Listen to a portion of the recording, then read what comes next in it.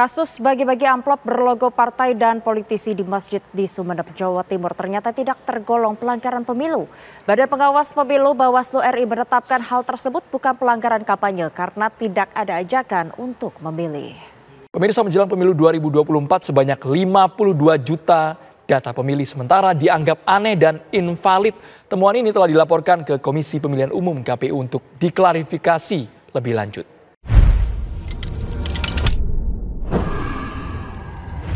Assalamualaikum warahmatullahi wabarakatuh. Waalaikumsalam warahmatullahi wabarakatuh. Alhamdulillah wa syukurillah wa nikmatillah la haula wa la quwata illa billah.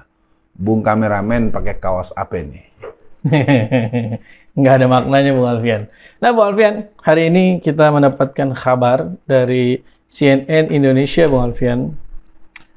Judulnya adalah Bawaslu minta DKPP berhentikan sementara ketua dan anggota KPU. Waduh, ada apa nih ya? Nah, Bung Alfian, Badan Pengawas Pemilu Bawaslu meminta DKPP untuk memberhentikan sementara ketua dan seluruh anggota Komisi Pemilihan Umum KPU RI. Hal ini disampaikan Ketua Bawaslu RI Rahmat Bagja saat mengajukan permohonan dalam sidang pemeriksaan dugaan pelanggaran kode etik penyelenggaraan pemilu KEPP di ruang sidang. Para pengadu memohon kepada DKPP berdasarkan kewenangannya untuk memutuskan hal-hal sebagai berikut. Memberikan sanksi pemberhentian sementara kepada teradu Hashim Asy'ari sebagai ketua merangkap anggota KPU, Muhammad Afifuddin, Betty Parastadan, Yulianto, Agus Mela sesuai dengan ketentuan peraturan perundang-undangan terhitung sejak putusan ini dibacakan. Ada dua pokok aduan dalam perkara ini. Pertama, para teradu atau KPU, Bung Alfian, didalilkan membatasi tugas pengawasan pengadu berkaitan dengan pembatasan akses data dan dokumen pada sistem informasi pencalonan SILON, serta pembatasan pengawasan melekat pada Bawaslu berkaitan dengan jumlah personel dan durasi pengawasan. Selain itu, para teradu didalilkan telah melaksanakan tahapan di luar program dan jadwal tahapan pemilu yang diatur dalam Undang-Undang Pemilu PKPU nomor 3 tahun 2022 tentang tahapan dan jadwal penyelenggaraan pemilu, serta PKPU nomor 10 tahun 2022 tentang pencalonan anggota DPR RI, DPR Provinsi, dan DPR Kabupaten Kota. Bagaimana respon awalnya, Bung Alfian? Bismillahirrahmanirrahim. Biasanya yang menuntut ini dan itu tuh masyarakat luas.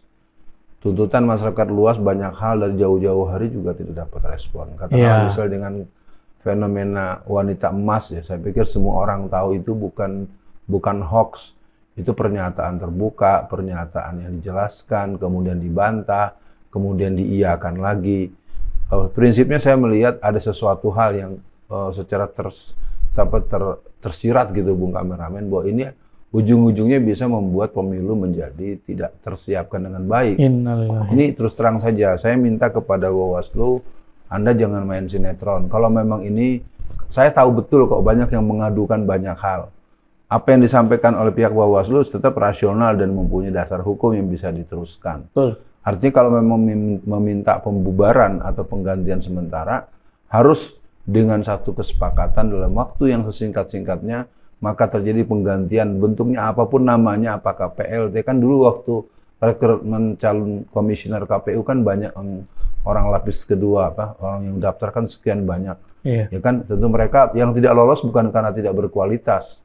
Terus terang saja, dari berbagai pergaulan saya selama lebih dari 35 tahun dalam gerakan politik praktis, keanggotaan KPU di seluruh level, di tingkat bawah, dari PPS, PPK, KPUD, kota kabupaten, KPUD di tingkat provinsi dan seterusnya, itu mereka sebetulnya bukan melulu orang-orang yang kalah karena kualitas hal-hal yang berhubungan dengan administrasi dan pengetahuan hukum mereka. Jadi kata kuncinya, Pak Rahmat Bagja, Anda harus tetap bersikap seperti ini kalau nanti ada laporan-laporan lain yang sangat serius. Karena kasus Hasnaini itu menurut saya juga tidak perlu lagi diadukan oleh orang. Itu kenapa nggak dari dulu Anda bicara yang begitu? Ini sekarang udah dekat, tahapan sudah dekat, ribut soal ini dan itu, dan kita juga menyoal. Seperti Bawaslu itu juga punya persoalan belum terbentuknya di 514 kota kabupaten se-Indonesia. Ini mungkin pengetahuan tersendiri yang perlu direnungkan, bahwa di satu sisi Bawaslu juga tidak dalam kondisi normal dalam manajemen dan SDM dan infrastruktur, suprastruktur yang mereka punya. Di sisi lain memang kita dilihat tahu dari dulu KPU itu memang bermasalah. Nah, artinya ini persoalan ini harus dihadapi dengan satu manajemen yang komprehensif sehingga ujungnya adalah solusi bahwa pemilu akan dilangsungkan dengan sesuai agenda dan waktu yang telah ditentukan 14 Februari 2024 dengan Hasyim Asyari dan kawan-kawan atau siapa yang dikasihkan bertugas jadi panitia pengganti sementara apapun istilahnya, itu paling tidak DKPP bisa langsung mengambil peran itu dengan menyiapkan asistensi, dengan menyiapkan orang-orang yang pernah terdaftar sebagai calon-calon komisioner KPU yang dulu pernah ada dan mereka bisa dipanggil secara sedemikian rupa. Intinya yang disampaikan oleh Pak Rahmat Bagja tetap harus diperhatikan dan dibahas, dan KPU tetap harus berfungsi walaupun orangnya diganti. Begitu, Bung? Ya, Bung Alfian, berarti saya menangkap jadi dilema, Bung Alfian. Satu sisi Bawaslu mempermasalahkan KPU, bisa jadi benar, Bung Alfian, karena kan mungkin Bawaslu khawatir nanti hasil pemilunya, kalau di komentar ya Bung Alfian, bisa jadi hasil pemilunya udah ketahuan nih Bung Alfian dari sekarang. Nah, tapi kalau kita ngelihat kelakuan Bawaslu, Bung Alfian, ingat nggak waktu itu ada anggota PDIP itu bagiin amplop di masjid yang ada logo PDI-nya, ada bantengnya, terus Bawaslu bilang itu tidak melanggar, Bung Alfian.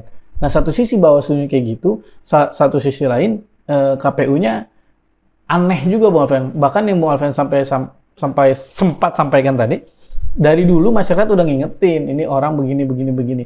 Nah, masalahnya Bung Alfian yang ingin saya tanyakan, kalaupun akhirnya nanti diganti dengan secepat-cepatnya atau sesingkat-singkatnya, nggak tahu nih Bung Alfian, diganti yang lebih baik apa yang lebih buruk atau yang lebih dekat dengan istana, kan kita nggak tahu. Bagaimana Bung Alfian melihat? Ya, harus diganti dengan formula yang mungkin lebih ditambahkan, misalnya kan ada DKPP satu sisi, terus juga DPR RI, yang lainnya mungkin bisa mulai difungsikan peran-peran.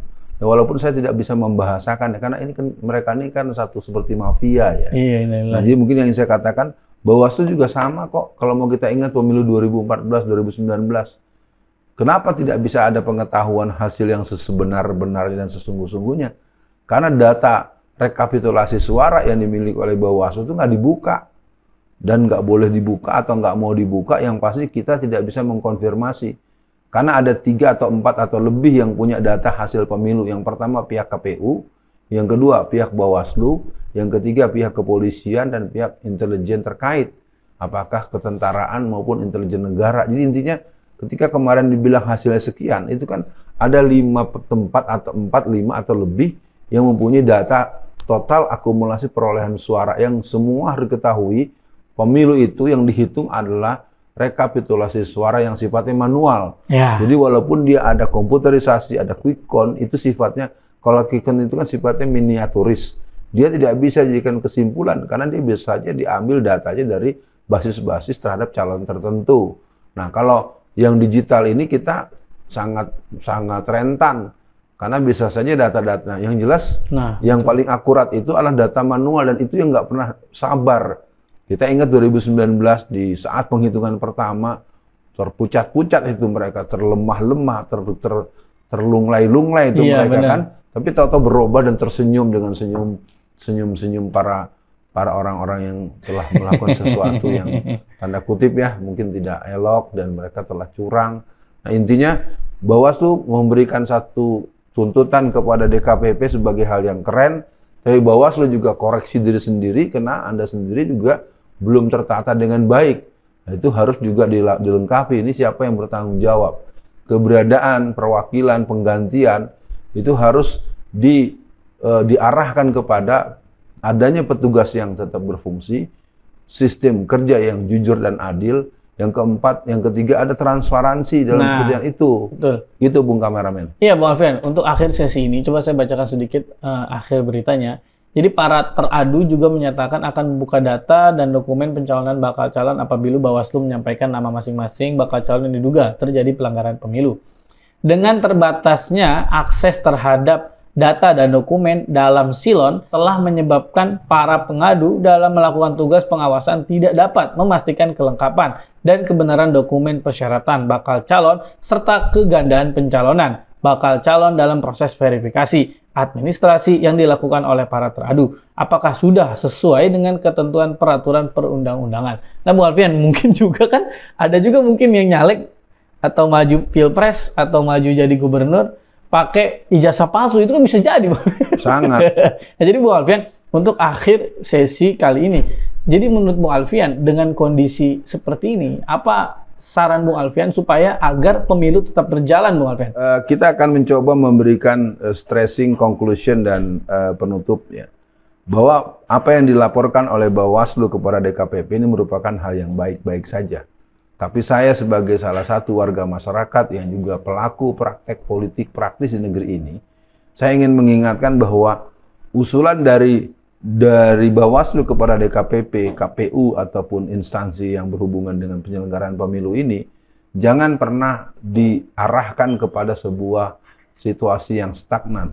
Pemilu harus sesuai dengan agenda yang telah disusun. Penggantian orang silahkan, tetapi kerja harus berjalan. Di samping menyoal kepemimpinan dan penataan KPU, maka Bawaslu pun harus menata diri. Ingat, KPU harus siap untuk menjadi garda sebagai pengawas. Jadi Anda harus punya nyali untuk menunjukkan pada masyarakat. Inilah hasil akhir daripada pemilu, rekap suara, C1, belangko C1, dan perangkat-perangkat data lainnya. Dan akhirnya kepada seluruh masyarakat Indonesia, pemilu 2024 adalah pertaruhan Indonesia yang sekarat, Indonesia yang berdaulat, atau Indonesia yang lenyap dari peta dunia. Kita ingin kawal 2024 pemilu yang menjadikan Indonesia eksis dari cengkeraman siapapun. Assalamualaikum warahmatullahi wabarakatuh.